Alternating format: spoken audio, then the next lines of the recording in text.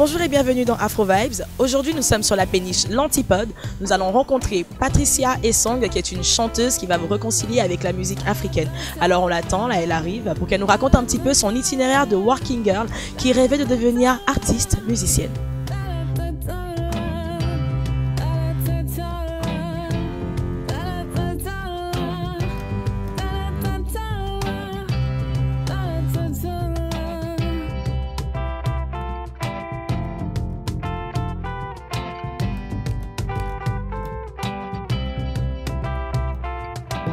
Bonjour Patricia. Bonjour Stéphanie. Tu es chanteuse, musicienne panafricaniste, working girl.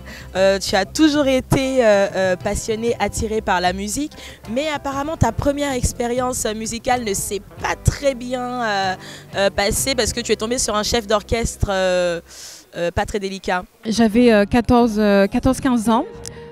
C'était au club musique et un club musique du lycée. Moi je voulais intégrer le club en fait, donc du coup on était répartis par pupitre pour chanter une chanson. Et puis pendant que tout le monde répétait et tout, il m'a dit Patricia, arrête de chanter, tu chantes faux et sors des rangs. Donc du coup ça a été vraiment une mauvaise expérience. Ce qui est marrant en plus c'est que récemment là j'ai vu sur internet qu'il y a une artiste qui s'appelle Shakira. Ouais. Qui a eu la même expérience, qui est, elle par contre, on lui a dit elle chantait comme une chèvre, donc il fallait pas qu'elle chante. Quoi. Sauf qu'aujourd'hui, bah voilà, Shakira et Shakira quoi. Donc ça reste une mauvaise expérience, mais je pense que il fallait aussi que j'apprenne certaines choses par moi-même. Littéralement donc, voilà. Humilié en public, hein. C'est oui, pas top. Hein. On a juste envie de s'enfermer et de ne plus le faire quoi. Et c'est ce que j'ai fait. J'ai préféré danser que d'aller au niveau de la musique que j'aimais bien à l'époque, du chant quoi. Justement, voilà. Donc après cette très mauvaise expérience, tu as plutôt préféré te concentrer sur tes études, oui, sur ta scolarité, tu t'es calmée et tu es devenue senior consultante en conseil en organisation. Working girl, gros cerveau, de la grosse balle.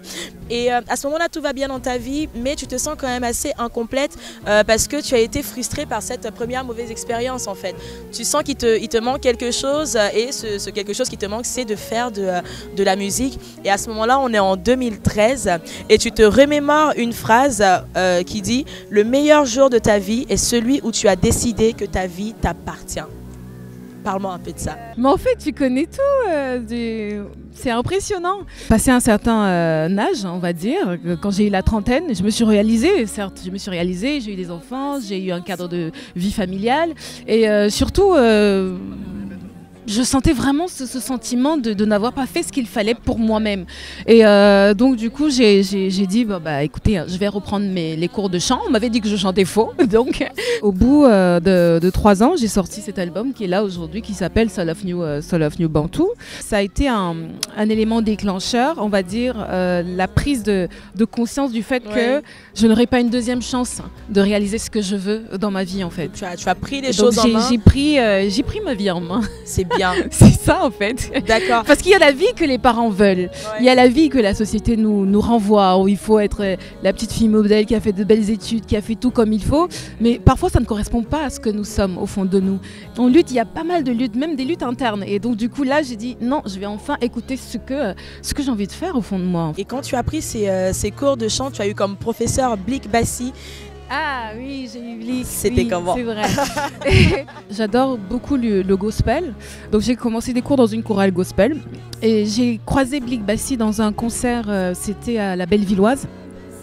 Et ce jour-là, il était venu regarder le concert, on a échangé, lui donne des cours individuels de temps en temps. C'est pas vraiment son métier parce que lui, il est dans son métier. Tu lui as raconté l'histoire avec ton chef d'orchestre, le traumatisme. Oui, parce que au final, quand tu traînes un peu avec les artistes, tu te rends compte qu'ils ont toujours vécu un espèce de choc traumatique comme ça, ce genre de choses. Voilà. Une sensation de rejet. Le rejet. Et c'est ça aussi qui les rébelle au final. Donc quand j'ai commencé les cours avec lui, là j'ai senti vraiment que j'évoluais en fait. Je sentais ma voix changer. Pas changer dans le sens où, Maria Carey... Elle avait mûri, quand tu avais beaucoup plus confiance en toi et tu l'entendais dans ta voix. Je l'appréhendais ma voix en fait. Je commençais à l'apprivoiser ma voix. Et on a travaillé pendant 7 à 8 mois je crois. Et puis après... Et puis après, j'ai suivi ma route. Et après, voilà. tu t'es retrouvée donc dans des cafés, dans des bars, C'est ça. pour faire des reprises de grands classiques africains. C'est ça.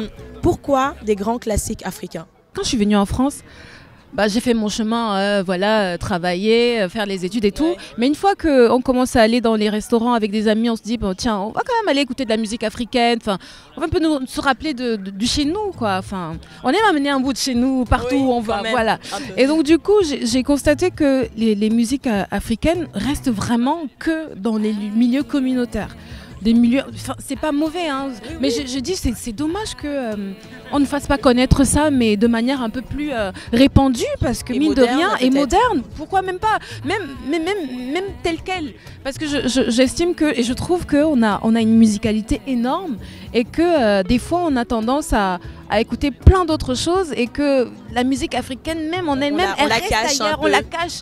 Et donc c'est en allant dans ces lieux-là où j'ai eu cette idée de me dire, bon bah si moi je me lance dans la musique, de toute façon j'ai pas envie de faire la musique pour faire du buzz. J'ai pas envie de faire la musique parce que ça y est, j'ai vu la lumière, je veux rentrer. C'est quelque chose que je ressens, mais qu'est-ce que je peux apporter? Moi, dans ma démarche, c'était toujours qu'est-ce que je peux apporter aux autres. Je voulais vraiment avoir une démarche. C'est un peu un acte de militantisme, quelque part d'imposer et de faire apprécier la musique africaine à proprement dite à ce qui est ton public maintenant. Oui, on ne peut pas parler d'Afrique si on ne fait pas de l'Afrique tous les jours. On ne peut pas dire qu'on est africain, on mange des plats africains et qu'on se cache en écoutant de la musique et que lorsqu'on est à l'extérieur, on écoute des choses que tout le monde écoute, mais chez soi, on écoute en cachette. Non, je veux dire, à un moment donné, il faut l'exposer, il faut exposer ce qu'on aime. Et effectivement, je l'ai fait dans des cafés pendant un petit moment. Je suppose que ça t'a permis de constituer un vaste répertoire. Un répertoire, oui. Et justement, avant d'aborder le côté du vaste répertoire qu'on retrouve sur ton album, dis-moi, à quel moment interviennent tes musiciens? Parce que sur scène, vous êtes en quartet, guitare, contrebasse, percu, et toi, on voit lead. À quel moment tu rencontres un peu tout ce petit monde avec qui tu fais la route aujourd'hui? J'ai rencontré Indy Dibong. Lorsque je lui ai parlé du projet, il a adhéré tout de suite. Il est guitariste et il est arrangeur également. Et au fur et à mesure, je me rends compte que il a énormément de connexions déjà pour commencer, parce qu'il vient d'un milieu artistique, ça fait longtemps qu'il est là. On a commencé déjà à arranger les chansons, à les harmoniser comme je voulais qu'elles soient.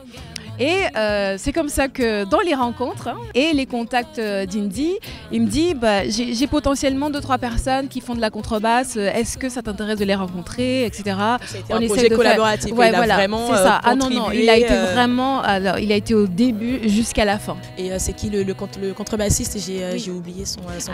On va leur faire un petit big up quand même parce qu'ils sont avec toi tout le temps. Alors c'est Yann Louverto. Tes musiciens du coup sont devenus un peu tes compagnons de route. On les retrouve, comme je disais, sur ton premier album Soul of Nubantu. Oui, ça veut dire quoi, Soul of Nubantu? Alors en fait c'est marrant parce que quand je cherchais le nom, j'avais déjà ce nom même avant l'album en fait. Je m'identifiais déjà comme une néo-bantou en fait. Parce que moi je peux pas faire de la reprise musicale telle qu'elle est aujourd'hui ou bien reprendre tout simplement du Myriam Makeba en me disant je vais faire textuellement. Je n'ai pas ses accents, je n'ai pas son expérience, parce que même comment on chante, c'est lié à l'expérience que tu as déjà. Donc je me suis dit, je sais que je suis africaine, je sais que je viens du peuple bantou et que je n'ai pas forcément l'héritage de mes parents ou bien de mes grands-parents, mais je sais que j'ai quelque chose en moi. Donc, comme dans l'univers de la soul, où on a eu de la new soul, des machins et tout, j'ai dit, tiens, en fait, je suis une néo-bantou, et donc une néo-bantou. Et c'est comme ça que l'âme d'une néo-bantou, j'ai dit, donc, cet album va représenter l'âme d'une néo-bantou. Donc, c'est ça, en fait. Soul of Nubantu, c'est mon âme. D'accord, donc l'âme qu'on lit, c'est le néo-bantou, quoi. C'est la nouvelle génération. C'est très bien. En tout cas, c'est un super album. Comme je disais, on retrouve vraiment toutes les influences musicales, tout ce répertoire que tu as dû certainement acquérir au cours de tes nombreuses expériences. Oui. Et tu considères un peu cet album comme un acte d'enracinement. Oui. On est en France, on est en Europe. Quand on part d'Afrique, on perd un peu de nous. Ça, automatiquement, on se rend pas compte parce que des fois ici, quand on est là, on se dit ah, ils nous piquent notre boulot, ils nous piquent ci, ils nous piquent ça. Non, nous, on perd aussi des gens. Quand on vient ici, on perd des choses. On perd notre identité, même parfois, parce qu'il faut s'adapter dans la société, il faut s'imprégner, et du coup, on manque, nous, ce qu'on appelle l'ancrage. À un moment donné, on manque d'ancrage. N'oublions pas, parce que ce qui nous définit, ce qui fait de nous aujourd'hui, c'est notre culture déjà à la base. C'est la culture initialement. Et la culture, il faut aller vers elle. Et pour aller vers elle, il faut s'ancrer, il faut rentrer dans le sol. Et rentrer dans le sol, c'est aller puiser chez nos pères. Parce que c'est là où on prend... Voilà, nous, on est de culture animiste. Donc, on est plus au niveau des ancêtres, au niveau des divinités, au niveau de la nature. Et donc, pour s'ancrer, eh ben, il faut écouter. Connais Birago Diop. Écoute plus souvent les choses que les êtres. En tout cas, tu es vraiment partie chercher loin parce que sur ce premier album, Sous Love de Manteau, que moi j'adore, hein, je l'ai écouté en boucle, je l'ai passé en boucle, je connais quasiment toutes les chansons. Et d'ailleurs, on retrouve des titres donc, de Myriam Makeba, d'Ismaëlo, Bella Bello, Uta Bella. Et surtout, tu as repris toutes ces chansons dans les langues initiales, dans les langues d'origine. Tu les as toutes apprises, j'ai appris, une par une. Oui. Oui, parce qu'il faut... Alors, je ne parle pas ces langues-là une par une. Pour le besoin des chansons. Oui, voilà, c'est ça. Et c'est marrant parce que c'est là où tu te rends compte, Stéphanie, que ces langues-là, elles sont tellement liées et que s'il y a un mot qui est utilisé, par exemple au Burundi avec du Yoruba, tu vas le retrouver également au Nigeria, tu vas le retrouver au Bénin, tu vas retrouver du Vanda, tu vas retrouver les intonations de l'Afrique du Sud, tu vas retrouver ça chez les Béti au Cameroun. En fait, cet album m'a fait réaliser moi-même à quel point le peuple bantou, ou bien que la culture africaine est énorme, mais qu'elle est unie en fait. C'est juste qu'elle est disloquée, mais c'est uni. Pour moi, c'est une révélation ici, hein. Franchement. Apparemment, c'est une expérience qui t'a appris énormément de choses, Oui. c'est très bien. Tant pour toi que pour nous. En tout cas, c'est vraiment quelque chose qui fonctionne très bien. Et du coup, là, on va te voir sur scène dans pas longtemps. Oui. Je sais que tu tournes déjà pas mal à Paris et en dehors. Dernièrement, on t'a vu sur scène en Suisse avec Fada Freddy. Oui. Ça va quand même. Fada. Du coup, là, on débute une nouvelle année. Enfin, on a déjà bien entamé. Oui. Qu'est-ce qu'on peut espérer pour 2017 avec Sous Love Nubantu ou d'autres projets à venir, par 2017, exemple? franchement, je me souhaite plein de belles choses. Nous aussi. Et ça commence parce que là, je ferai la première partie de Fatoumata Diawara au mois de mars. Là. C'est quand même une bonne consécration. Et pour moi, c'est une reconnaissance. Ouais. J'ai été invitée à un festival où j'ai des artistes pareils hein, que j'apprécie énormément et que pour moi j'estime, dont justement Blik Bassi qui est passé dans ce festival-là. J'ai découvert le festival-là au mois de décembre. J'ai que des belles choses, que des belles révélations. C'est pas facile tous les jours parce qu'il y a un travail, je suis en autoproduction, donc j'ai pas une maison de production qui gère tout. Alors je fais tout toute seule. Et je gère tout, donc ce n'est pas forcément évident parce que le monde de l'industrie musicale est assez opaque. Et c'est particulier, il faut le comprendre et il faut le contourner aussi. Et donc, parfois, il faut créer son propre réseau. Donc, je suis en pleine compréhension du système. Et en même temps, il faut travailler. Ah, c'est vraiment une mafia, mais on va créer la nôtre. Ok. C'est ça. Bon, en tout cas, Patricia, merci beaucoup d'avoir répondu à mes questions, de t'être livrée, d'avoir joué le jeu. Là, on fait une petite pause. C'est bien parce que tu sais pas ce qui t'attend pour la suite. Non. On a discuté un petit peu avant. Donc, on va faire une petite pause et puis on va revenir pour la partie sympa avant de te retrouver sur scène. Très bien, ça Cool. marche. À tout de suite. À tout de suite. Alors, nous sommes de retour avec Patricia et Song, toujours sur la péniche L'Antipode. Hein. On va te voir sur scène dans pas longtemps. C'est ça même. D'ailleurs, c'est me maquiller. Non, on le voit pas. Mais là, c'est la partie un peu what the fuck. Non, c'est pas très grave. Dis-moi, Patricia. Donc, quand je faisais des recherches, j'ai vu que à l'âge de 4 ans, tu faisais un peu le tour des kermesses du quartier pour t'entraîner et que tu regardais des films indiens. Je sais pas si je l'ai dit dans le bon sens. Donc, en tout cas, je faisais toutes les kermesses du quartier et que l'entraînement, c'était des films indiens. Alors, c'est quoi ce truc? Alors... Faut que je me raconte. J'adore. Oui, en fait, je faisais des concours de danse toute petite. Ma mère, elle me faisait jeter le coq. Tu sais, les poules là, qui se bagarrent, là, qui partent. Ma mère, elle m'amenait faire des concours de danse. Et je gagnais toujours, mais du coup, on m'invitait plus aux anniversaires.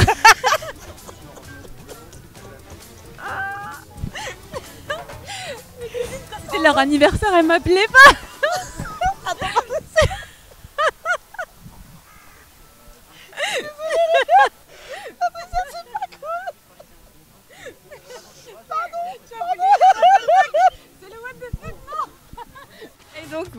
Donc du coup c'était une expérience où je dansais chez moi et du coup je dansais dans le quartier. En fait ma grand-mère elle me racontait que quand on mettait la musique, je quittais de chez moi jusqu'à arriver en route, tu sais, dans le Carrefour. La meuf elle danse tout le long parce qu'on ne l'évitait plus. Donc je dansais dans la rue. Et donc voilà.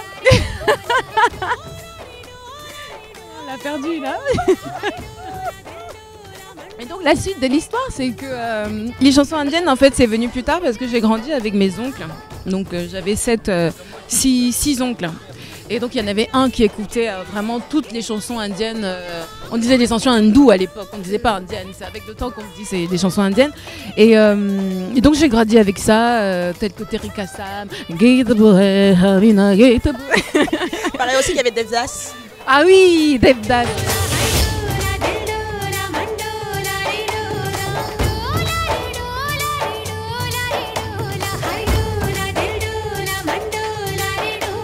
Non mais mine de rien, il y a une très belle mélodie dans les chansons indiennes. C'est vraiment excellent. Et bah justement, parlons de ça. Apparemment, tes cousines qui ne t'invitaient plus aux anniversaires disaient, alors Patricia, même si tu mets une chanson en chinois dans 30 minutes, elle va la chanter comme si c'est elle qui l'avait écrite. Patricia, tu as traumatisé ta famille à ce qui paraît. Non, j'ai traumatisé.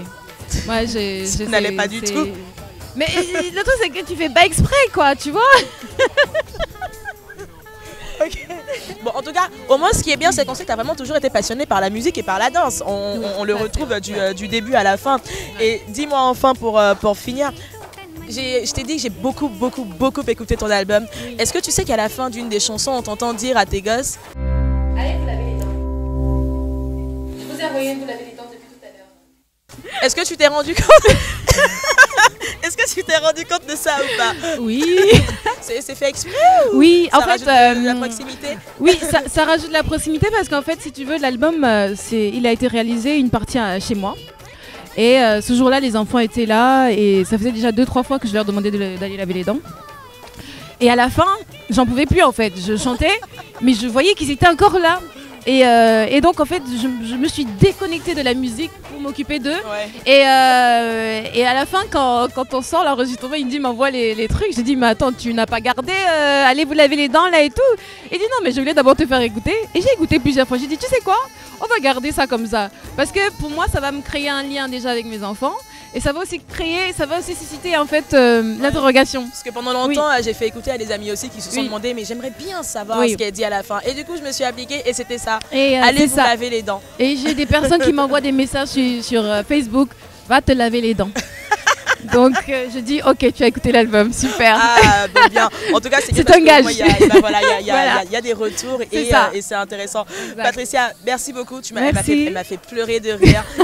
Merci beaucoup, c'était un plaisir de discuter avec toi. Et on va te retrouver sur scène là tout de suite pour que tu puisses interpréter tous les titres de Soul of New Bantu que je vous recommande vivement d'acheter. Où est-ce qu'on le trouve? Sur mon site internet et surtout les plateformes de téléchargement. Donc voilà. On te retrouve sur scène. Merci Patricia. Merci. À bientôt. À bientôt. Bye.